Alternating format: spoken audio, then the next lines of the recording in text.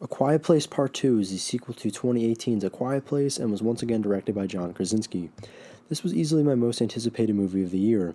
The first film was my favorite of 2018 and has become one of my favorite horror movies of the last decade.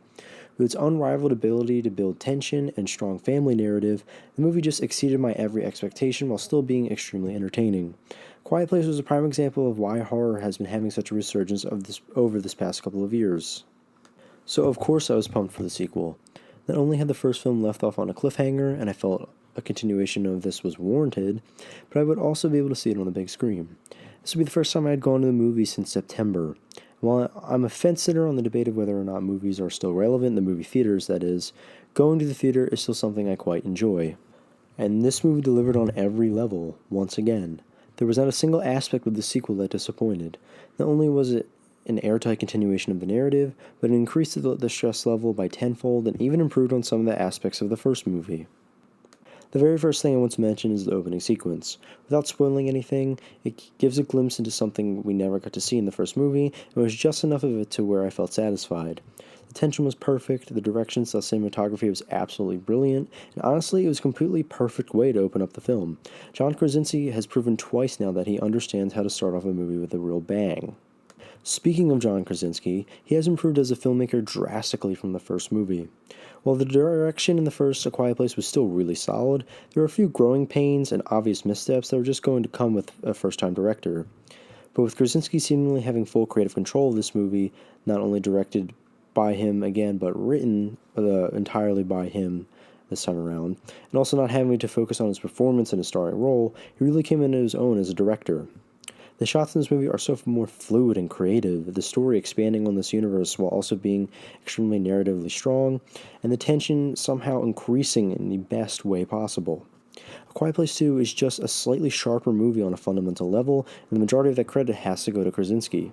And just as a horror movie on its own, this film excels so much. The pacing, the edge-of-your-seat tension, how the film is basically an hour-and-a-half panic attack that is just a joy to watch. It feels like it's been ages since I got to experience that thrilling feeling of genuinely not knowing what was going to happen to the characters. This movie had the perfect balance of slower moments and nail-biting, completely edge-of-your-seat thrills.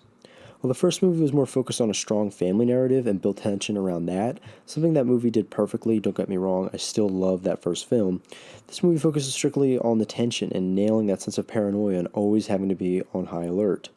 It never relents up until the final minutes, which was just the perfect route to take in my opinion. The last thing I'm going to mention are the performances. Obviously, all the child actors killed it. There was never a doubt I had with this film, especially when considering the performances in their first movie. It was the inclusion of Cillian Murphy that really had me slightly worried, if that makes any sense. And before you start writing your angry comments, he is one of my favorite actors currently living.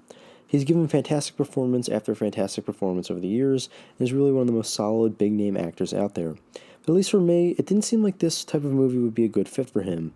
While it may have just been a bad feeling I had, it was one that I couldn't quiet down until I saw the movie.